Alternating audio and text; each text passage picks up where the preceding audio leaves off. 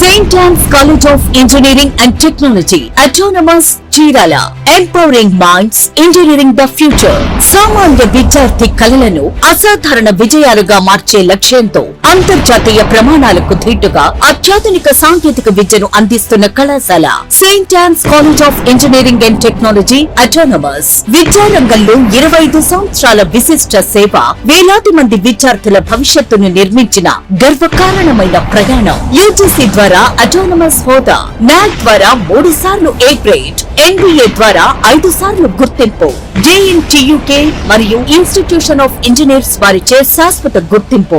ప్రతి సంవత్సరం university gold medal సాధిస్తున్న విద్యా సంస్థ. 100% అర్హత కలిగిన యూజీ ఇంజనీరింగ్ బ్రాంచెస్ అన్ని NBA వారిచే గుర్తింపు పొందిన విద్యా సంస్థ Saint Ann's college of engineering and technology autonomous. అపార అనుభవం కలిగిన ప్రిన్సిపాల్ ఆధ్వర్యంలో IITs అండ్ NITs నుండి PhD పొందిన professors. JNTUK Kakinada best faculty awards. విద్యార్థులకు వేరు హాస్టల్ వసతి. ప్రగతి స్కాలర్షిప్స్ లో రాష్ట్ర స్థాయిలో మొదటి స్థానం. ISRO CIGS centre, JNTUK approved research centres, international incubation centres, AP state skill development centres, siemens centre of excellence labs. విద్యార్థులను అన్ని రంగాలలో ప్రతిభావంతులుగా తీర్చిదిద్దే ప్రాక్టికల్ ట్రైనింగ్. ప్రతి సంవత్సరం వివిధ MNCs లో ఉద్యోగ అవకాశాలు కల్పిస్తున్న విద్యా సంస్థ Saint Ann's college of engineering and technology autonomous. Choose Saint Ann's, choose success. మీ భవిష్యత్తుకు బలమైన పునాది వేయండి. మీ కలలను నిజం చేసుకోండి. Saint Ann's college of engineering and technology autonomous, Chirala. Counselling code ANSN. Saint Ann's college of pharmacy, Chirala. Counselling code ANNP. Saint Ann's college of polytechnic, Chirala. Counselling code ANSN. Welcome to International Delhi Public School, Cherkupalli, a beacon of innovative and excellence-driven education. Our air-conditioned classrooms feature digital smart boards for a cutting-edge learning experience, complemented by a low student-teacher ratio of 20:1 to ensure personalized attention. We excel in integrated IIT, NEET and Olympiad training, supported by our diverse and expert faculty from across India. Our campus boasts state-of-the-art labs, an indoor sports arena, an extensive array of outdoor activities, a unique ISRO-certified space lab, and AP's first 18-course mini golf. We are also home to a dynamic activity corner for arts and wellness. Recognized as India's best CBSE school with the Indian Education Excellence Award, we are committed to outstanding education and STEM learning. Admissions are now open. For more information, contact International Delhi Public School, Aripalli Road, Ponnapalli Village, Cherkupalli Mandal, Bapatla District, Andhra Pradesh. Contact 7702 172 162, 7799 797931, 7799 797932.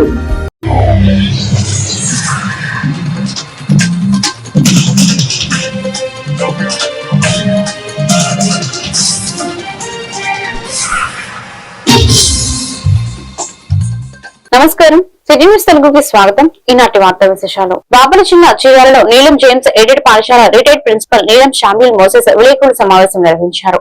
ఈ సందర్భంగా ఆయన మాట్లాడుతూ రాష్ట్రంలోని aided పాఠశాలలు అనేక సమస్యలు ఎదుర్కొంటున్నాయని తెలిపారు. గత ప్రభుత్వ హయాంలో ఎయిడెడ్ పాఠశాలల సంఖ్య తగ్గడం, కొన్ని పాఠశాలల మూతివేత, విలీనాల కారణంగా ఇబ్బందులు ఏర్పడ్డాయని పేర్కొన్నారు.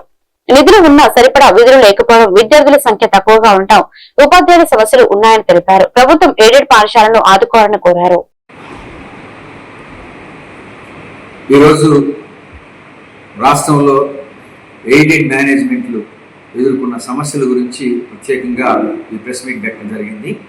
రాష్ట్రంలో జగన్మోహన్ రెడ్డి గారు ఉన్నప్పుడు 50 GO ఇచ్చినప్పుడు అనేక మంది స్కూల్స్ సరెండర్ చేయటం, క్లోజ్ చేయడం జరిగింది. రమారమి 1000 స్కూల్స్ పోయింది.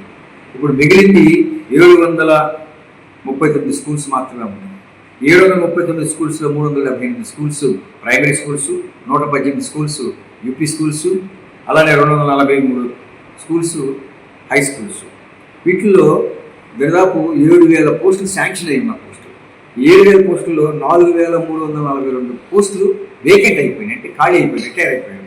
సో ఎన్రోల్మెంట్ ఈ సంవత్సరానికి 25-26 సంవత్సరానికి 80,510 మంది ఎన్రోల్మెంట్ జరిగింది. కాబట్టి ఇక్కడ ఏమవుతుందంటే ఒక హై స్కూల్స్లోనే ప్రైమరీ స్కూల్స్ ఇప్పుడు మిగిలింది 2,658 మంది టీచర్లు మాత్రమే ఉన్నారు.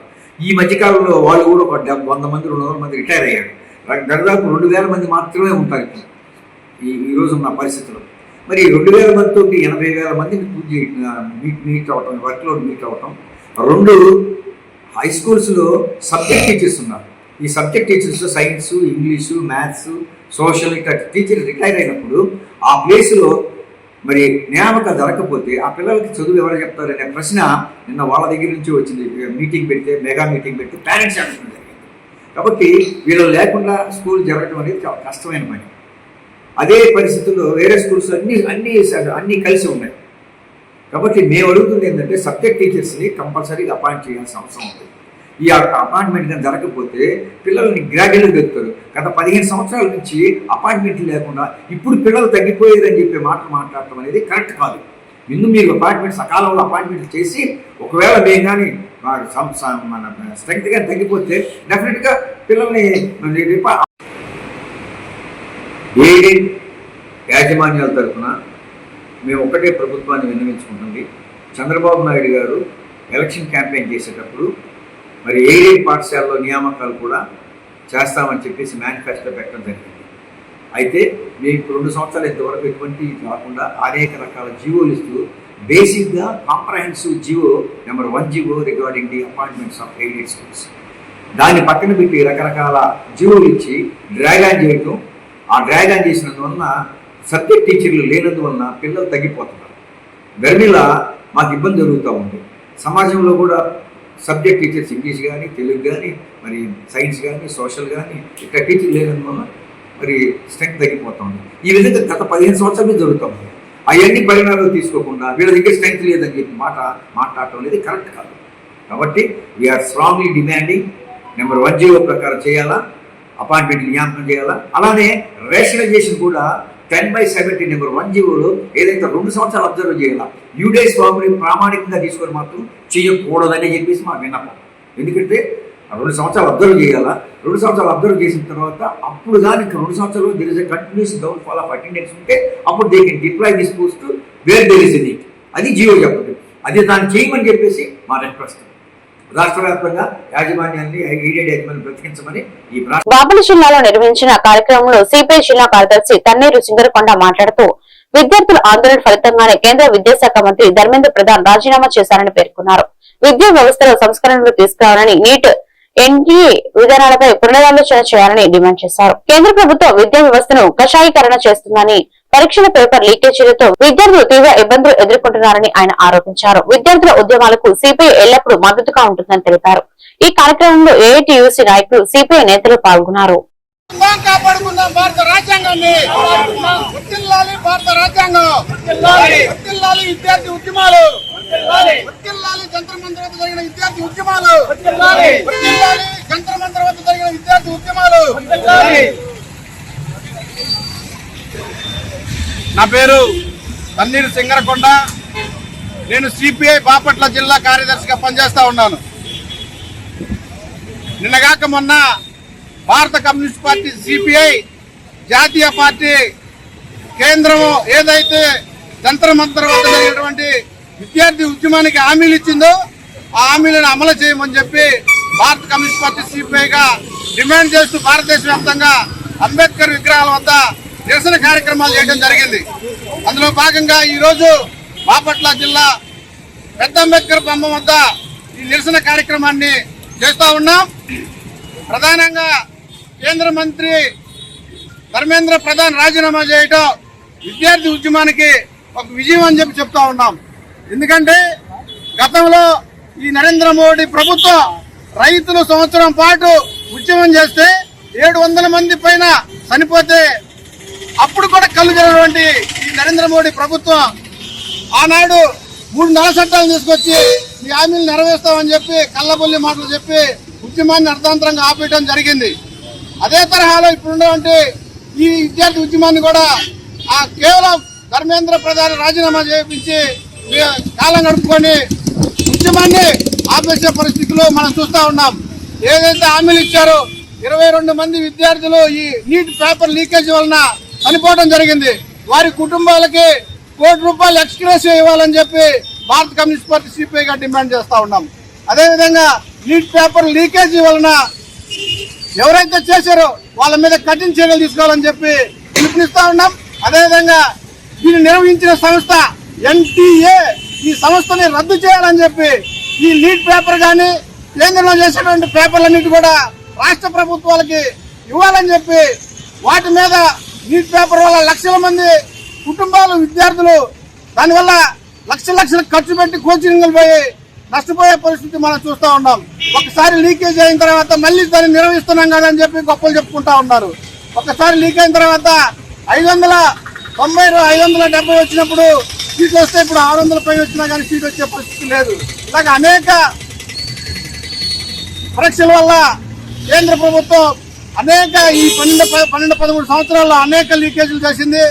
దీనివల్ల ధర్మేంద్ర ప్రధాన్ తీసేసి అంతకంటే ఇంకా మించిన కూటమి ప్రభుత్వం 2 నెలల పాలనలో చేపట్టిన అభివృద్ధి సంక్షేమ పథకాలను ప్రజలకు వివరించేందుకు ఇంటింటికి తెలుగుదేశం పార్టీ కార్యక్రమాన్ని నిర్వహిస్తున్నట్లు ఎమ్మెల్యే నక్క ఆనందబాబు తెలిపారు.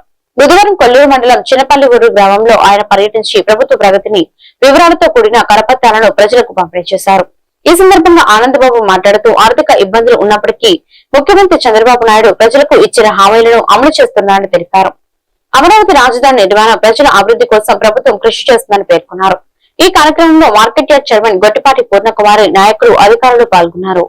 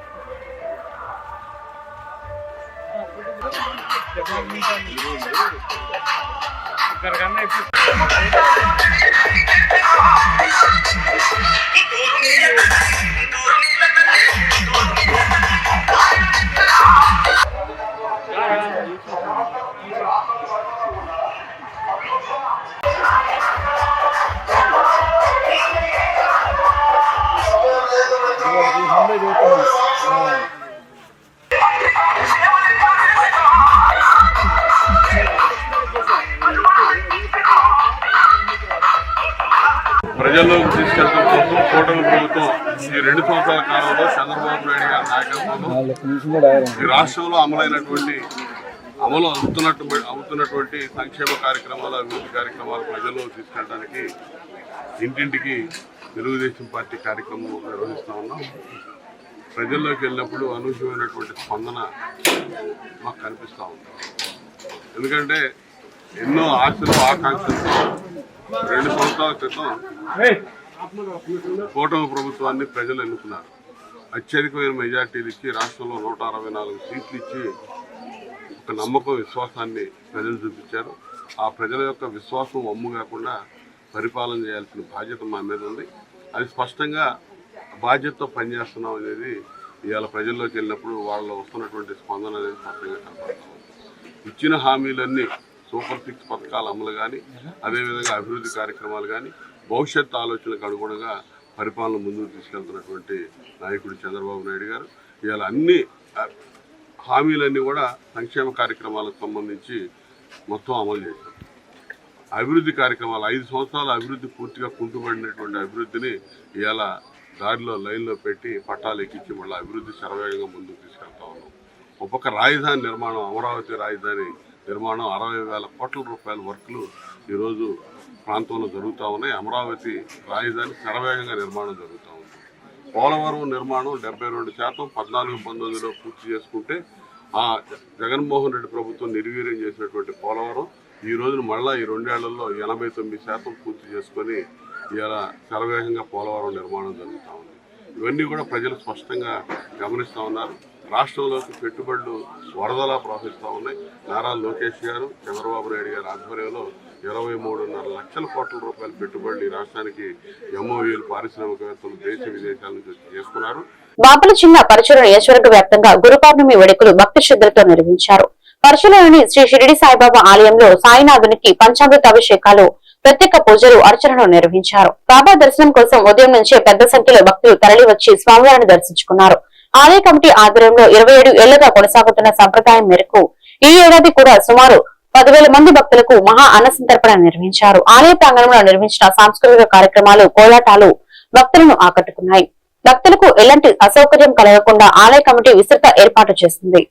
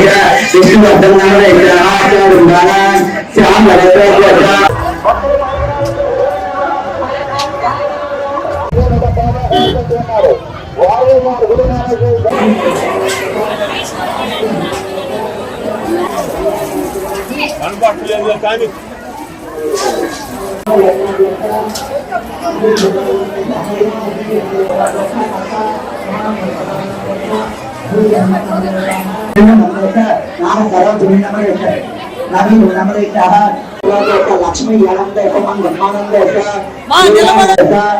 భార్గవ సాయి రేవంత్ సాయి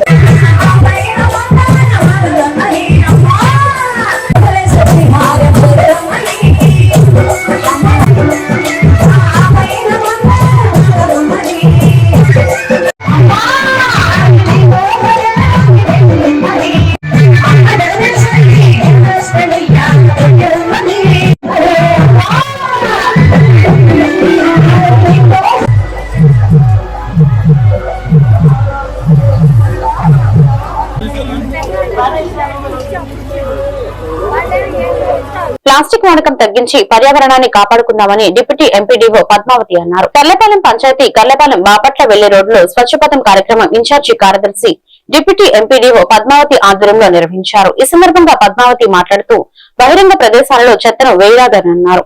పారిశుద్ధ్య కార్మికులు తమ గృహాలకు వచ్చినప్పుడు తడి పొడి చెత్తను వేరువేరుగా ఇవ్వాలన్నారు. బహిరంగ ప్రదేశాల్లో చెత్తను వేయడం ద్వారా అంటువ్యాధులు ప్రబలే అవకాశం ఉందని హెచ్చరించారు. ఇప్పటి నుంచైనా బహిరంగ ప్రదేశాలలో చెత్తను వేయొద్దని కోరారు.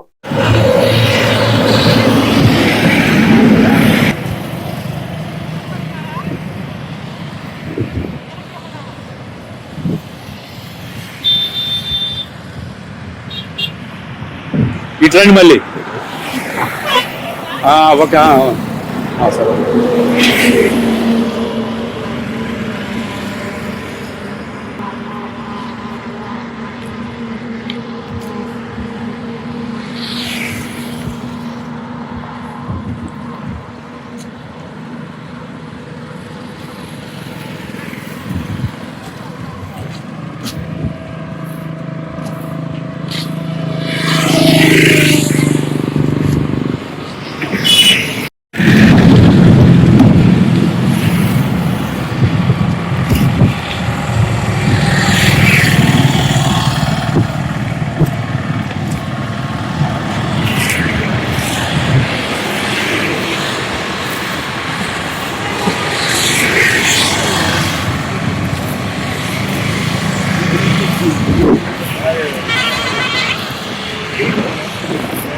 ఆంధ్రప్రదేశ్ ప్రభుత్వం ప్రతిష్టాత్మకంగా చేపట్టిన స్వచ్ఛ భారత్ కార్యక్రమాన్ని ప్రతి బుధవారం చేయడం జరుగుతుంది.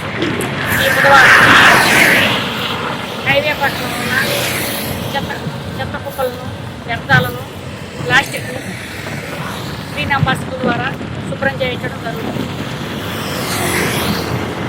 గ్రామాన్ని శుభ్రంగా ఉంచుకున్నాము, పరిసరాలు పరిశుభ్రంగా ఉంచుకున్నాము.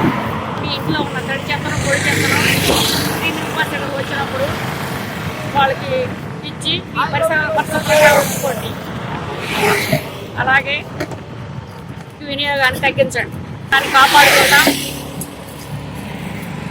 చేయకుండా సంరక్షించుకుందాం. ఆరోగ్యాన్ని కాపాడుకుందాం. పరిసరాలు పరిశుభ్రంగా ఉంచుకుందాం. బాపట్ల జిల్లా ఇంకొల్లు మండలం సూదివారిపాలెం గ్రామంలో విద్యుత్ శాఖ నిర్లక్ష్యంతో 2 గేదెలు మృతి చెందిన ఘటన చోటు చేసుకుంది. నాగర్ల గ్రామం నుంచి వ్యవసాయ పొలాల మీదుగా వచ్చిన విద్యుత్ లైన్ తీగలు కిందకు వేలాడుతున్నా అధికారులు పట్టించుకోలేదని రైతులు ఆరోపిస్తున్నారు. ఈ క్రమంలో సూదివారిపాలెం గ్రామానికి చెందిన పాలపర్తి హరిబాబుకు చెందిన 2 గేదెలు విద్యుత్ తీగలు తగిలి మృతి చెందాయి. వాటి విలువ సుమారు 2 లక్షలు ఉంటుందని రైతులు ఆవేదన వ్యక్తం చేశారు. విద్యుత్ అధికారులు స్పందించి నష్టపరిహారం అందించాలని, ప్రమాదకరంగా ఉన్న విద్యుత్ తీగలను వెంటనే సరిచేయాలని కోరుతున్నారు. ఈ వార్తలు ఇంతటితో సమాప్తం. మరొక బిల్టన్లో మళ్ళీ కలుద్దాం. నమస్కారం.